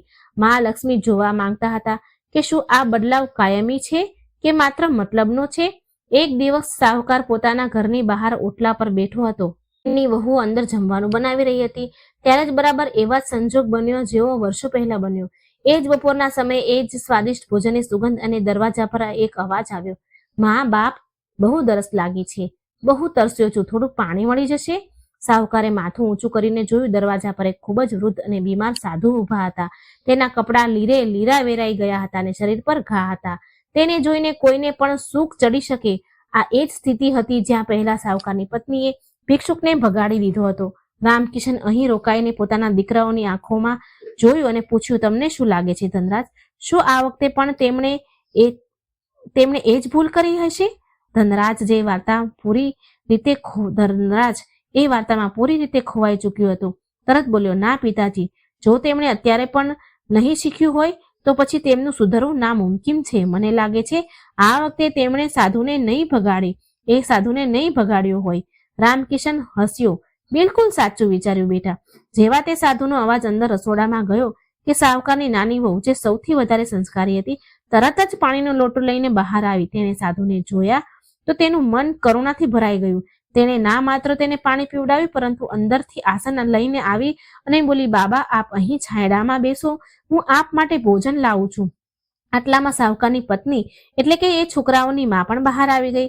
સાધુને જોઈને એક પળ માટે તેનું પોતાનું જૂનું પાપ એને યાદ આવી ગયું. તે દોડી અને સાધુના ચરણમાં પડી ગઈ. તેને રડતા રડતા કહ્યું, મહારાજ, મને ક્ષમા કરો. મેં એકવાર એક મહાત્માને મારા દ્વારેથી ભગાડી દીધા હતા, જેની સજા મેં ભોગવી છે. આજે હું આપને ખાલી હાથે નહીં જવા દઉં. આખો પરિવાર બહાર આવી ગયો. તેમણે તે વૃદ્ધ સાધુની ખૂબ સેવા કરી. તેને પેટ ભરીને ભોજન કરાવ્યું અને નવા વસ્ત્ર આપ્યા. સાધુએ ભોજન કર્યા પછી શાહુકારના માથા પર હાથ મૂક્યો અને ત્યારે જ એક ચમત્કાર થયો. જોતજોતામાં તે વૃદ્ધ અને બીમાર સાધુ ગાયબ થઈ ગયા અને ત્યાં એક દિવ્ય રોશની ફેલાઈ ગઈ. તે રોશનીમાંથી એક અવાજ આવ્યો, વત્સ, હું તારી પરીક્ષા લઈ રહી હતી, તું આ પરીક્ષામાં સફળ થયો, તે ધનનો અસલ ઉપયોગ શીખી લીધો છે, હવે તારા ઘરમાં ક્યારેય દરિદ્રતા નહીં આવે. તે અવાજ બીજો કોઈનો નહીં પણ સ્વયં માતા લક્ષ્મીનો હતો. માં લક્ષ્મીની પ્રેરણા હતી. તે દિવસ પછીથી સાવકારનો યશ આખા રાજ્યમાં ફેલાયો, પરંતુ તેમણે પોતાનું બુધવારનું વ્રત ક્યારેય ન છોડ્યું. તેઓ દર બુધવારે આ કથા સાંભળતા અને સંભળાવતા. રામકિશને વાર્તા પૂરી કરીને એક ઊંડો શ્વાસ લીધો. ઘરમાં એકદમ સન્નાટો હતો. ધનરાજ અને શરદ બંનેના રૂવાડા ઊભા થઈ ગયા હતા. તેમને લાગી રહ્યું હતું કે જાણે આ વાર્તા કોઈ બીજાની નહીં પણ તેમની જ છે. તેઓ પણ તો પોતાની કમાણીનો ખોટો ઉપયોગ કરી રહ્યા છે. તેઓ પણ તો પોતાના માતા પિતા જે ઘરના દેવતા છે તેમનું અપમાન કરી રહ્યા છે. રામકિશને સ્નેહથી પૂછ્યું, દીકરાઓ, વાર્તા તો પૂરી થઈ ગઈ, પણ આની શીખ હજુ બાકી છે. આ વાર્તાએ તે સાહુકારનું જીવન બદલી નાખ્યું. શું આ મારું અને તમારું જીવન પણ બદલી શકે છે? શું તમને સમજાયું કે બરકત અને પૈસા ક્યાં ટકે છે? શરદની આંખો ભીની થઈ ગઈ હતી. તેણે કહ્યું, પિતાજી, મને બધું જ સમજાઈ ગયું છે. પૈસા દારૂના અડ્ડા પર નહીં, ઘરની ખુશીઓમાં છે. અમે ખૂબ મોટી ભૂલ કરી છે. અમે બીરુ કાકાના કહેવામાં આવીને પોતાના જ ઘરમાં આગ લગાવી રહ્યા હતા. ધનરાજે પણ માથું ઝુકાવી લીધું અને બોલ્યો, તમે સાચું કહી રહ્યા હતા પિતાજી. આજે મારા મનને શાંતિ મળી છે કે હજારોનો દારૂ પીને પણ નથી મળી. પરંતુ પિતાજી, શું બહુ મોડું નથી થઈ ગયું? અમે આટલા પૈસા બરબાદ કરી દીધા. શું માં લક્ષ્મી હજુ પણ અમને માફ કરશે? રામકિશને દીવાની જ્યોતને થોડી વધારે તેજ કરી અને બોલ્યા, બેટા, જ્યારે જાગો ત્યારથી સવાર. માં લક્ષ્મી ખૂબ દયાળુ છે. જો તમે આજે આ જ ક્ષણે સંકલ્પ લો છો તો બધું બદલાઈ શકે છે, પરંતુ સંકલ્પ પાક્કો હોવો જોઈએ, કાચા દોરા જેવો નહીં, જે જરા અમથા ઝટકાથી તૂટી જાય. બહાર બીરુ જેવા હજારો રાક્ષસો બેઠા છે જે તમને ફરીથી ખેંચવાની કોશિશ કરશે. હજુ રામકિશન આ સમજાવી જ રહ્યા હતા કે અચાનક બહાર ગલીમાંથી શોર સંભળાયો. કોઈના જોર જોરથી બૂમો પાડવાનો અને ગાળો બોલવાનો અવાજ આવી રહ્યો હતો. આ અવાજ જાણીતો હતો. આ બીરુ લુહારનો અવાજ હતો. તે નશામાં ધૂત થઈને રામકિશનના ઘરની બહાર ઊભો તમાશો કરી રહ્યો હતો. અરે ઓ રામકિશન, બહાર નીકળ.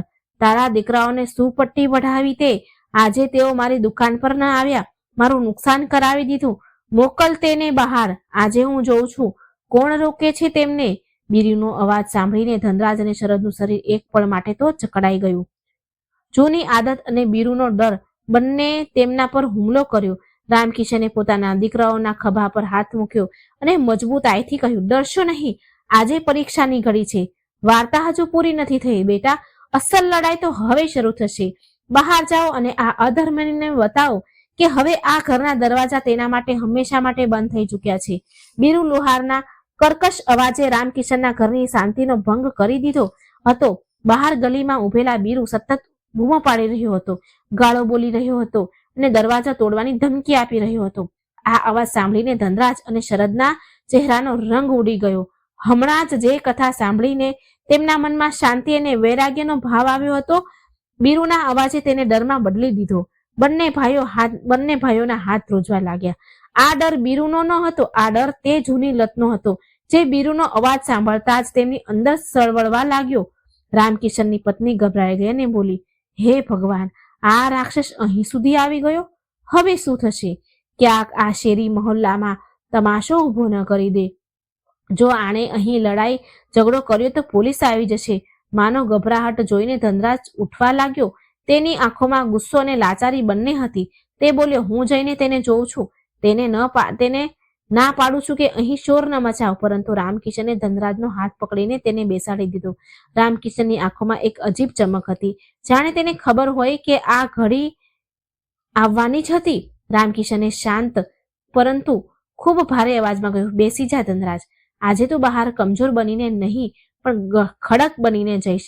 યાદ રાખ, હમણાં જે તે વાર્તા સાંભળી તે સાહુકારના દીકરાઓએ પોતાની ગરીબી સામે લડવા માટે પોતાનું ઘર છોડી દીધું હતું, પોતાનો અહંકાર છોડી દીધો હતો. શું તું એક દારૂડિયાનો સાથ નથી છોડી શકતો? રામકિશને બંને દીકરાઓની આંખોમાં જોયું અને બોલ્યો, બહાર જે ઊભો છે તે માત્ર બીરુ નથી, તે તમારી પરીક્ષા છે. મા લક્ષ્મી જોઈ રહી છે કે મારો ભક્ત પોતાની પ્રતિજ્ઞા પર કેટલો પાકો છે.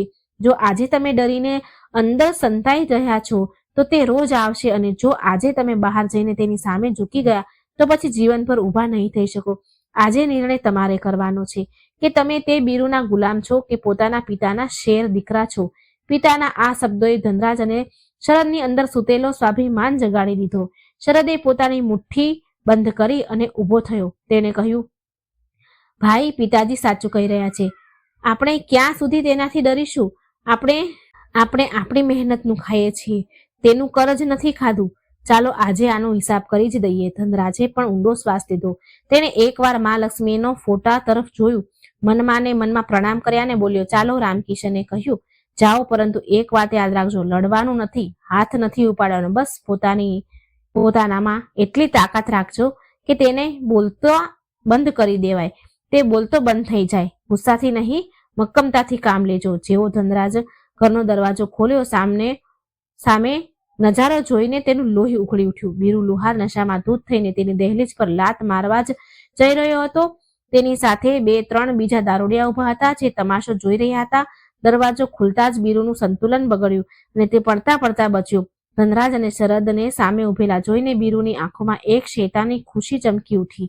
બીરુએ લથડિયા ખાતા કહ્યું, આવી ગયા મારા શેરો. મને ખબર હતી તમે મને ના નહીં પાડી શકો. અરે, અંદર શું કરી રહ્યા છો આટલી વારથી? આ ડોસા તમને કઈ પટ્ટી ભણાવી રહ્યો છે? ચાલો, છોડો આ બધું. આજની પાર્ટી મારી તરફથી છે. જુઓ, હું તમારા ઘર સુધી લેવા આવ્યો છું.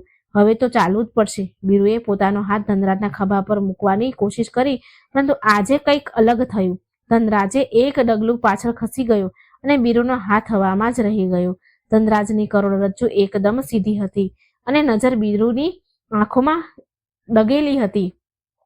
ધનરાજે ખૂબ જ સંયમ અને કડક અવાજમાં કહ્યું, આજ પછી અમે તમારા અડ્ડા પર ક્યારેય નહીં આવીએ. તમે અહીંથી ચાલ્યા જાઓ. અમારા ઘરની સામે તમાશો ન કરો. આ સાંભળીને બીરુને જાણે તો કરંટ વાગ્યો. તે એક પળ માટે સ્તબ્ધ રહી ગયો. તેને પોતાના કાન પર વિશ્વાસ ન થયો. જે ધનરાજ તેના એક અવાજ પર પૂંછડી હલાવતો ચાલતો આવતો હતો, આજે તે તેને જવાનું કહી રહ્યો છે. બીરુનો નશો થોડો ઓછો થયો અને ગુસ્સો વધી ગયો. તે બડબડ્યો, શું બોલ્યો તું? નહીં આવે? અરે, 2 દિવસનું ઘેલું છે. આ હજુ નશો ચડ્યો નથી એને એટલે આવી વાત કરી રહ્યો છે ને તું? જ્યારે તલપ લાગશે તો મારા જ પગમાં પડીશ, ગીરગડાઈશ, કરગરીશ. ને સાંભળ, જે પાછલું ઉધાર છે તે કોણ ચૂકવશે? મોટો રહીશ બની રહ્યો છે. શરદ, જે હંમેશા ચૂપ રહેતો હતો, આજે વચ્ચે બોલી પડ્યો. તેણે આગળ વધીને કહ્યું, બીરુ કાકા, તમારો જે પણ હિસાબ છે કાલ સવારે દુકાન પર આવીને આપી દઈશું અને સરભર કરી દઈશું.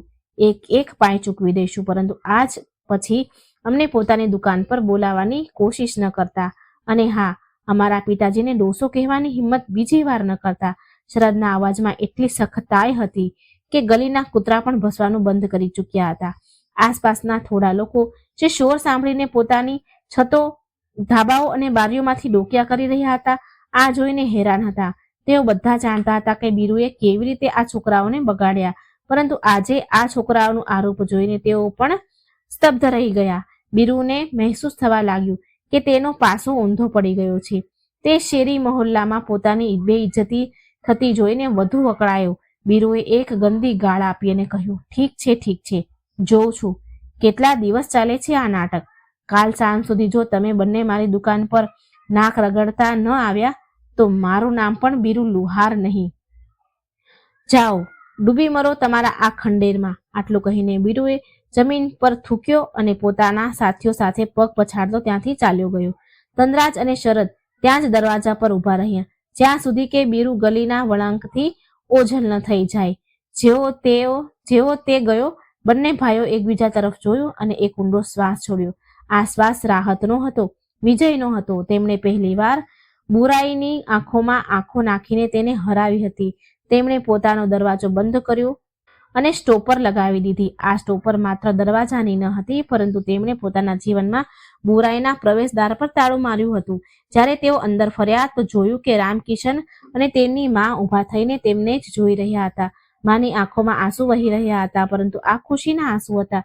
માં દોડીને આવી અને બંને દીકરાઓના ઓવારણમાં વારણા લેવા લાગી. મારો લાલ, મારો શેર, આજે તે મારી છાતી ગજગજ ફૂલાવી દીધી. પેલા દુષ્ટની સામે તમે ડર્યા નહીં. રામકિશન પોતાની જગ્યાએથી ન ઉઠ્યો, પરંતુ તેના ચહેરા પર એક સંતોષજનક સ્મિત હતું, હાસ્ય હતું. તેમણે કહ્યું, આવો બેસો, હજુ જંગ જીત્યા નથી, હજુ તો બસ પહેલો હુમલો ટળ્યો છે. બીરુ જતો રહ્યો, પરંતુ તમારા શરીરની અંદર જે રાક્ષસ બેઠો છે, નશાની લત, તે હજુ પણ જીવિત છે. તે તમને રાતભર સુવા નહીં દે. તે તમને તોડવાની કોશિશ કરશે, પરંતુ યાદ રાખજો, મનની શક્તિ શરીરની શક્તિથી મોટી હોય છે. રામકિશનની વાત 100% સાચી હતી. જેમ જેમ રાત ઘેરાવા લાગી, ધનરાજ અને શરદની હાલત ખરાબ થવા લાગી. તેમનું શરીર તૂટવા લાગ્યું. દારૂ ન મળવાના કારણે તેમના હાથ પગ ધ્રુજવા લાગ્યા, પરસેવો છૂટવા લાગ્યો. શરદે પોતાનું માથું પકડી લીધું અને બોલ્યો, ભાઈ, બહુ બેચેની થઈ રહી છે. એવું લાગી રહ્યું છે જાણે માથું ફાટી જશે. ધનરાજની હાલત પણ કંઈક આવી જ હતી. તેનું ગળું સુકાઈ રહ્યું હતું અને તેને વારંવાર પાણી પીવાની ઈચ્છા થઈ રહી હતી, પરંતુ પાણીની તરસ નહોતી છીપાઈ રહી. હાલત છોડવા પર થતી તકલીફોનો સમય હતો. આ એ સમય હતો જ્યારે મોટા ભાગના લોકો હાર માની લે છે. તેમનું શરીર ચીસો પાડી પાડીને માંગ કરી રહ્યું હતું કે બસ એક ઘૂંટ મળી જાય તો ચેન મળી જાય.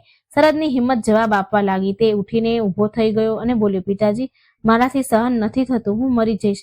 મને બસ થોડીક જોઈએ, માત્ર દવાની જેમ. રામકિશને શરદને કસીને પકડી લીધો અને તેને પોતાની છાતી સરસો ચાંપી લીધું.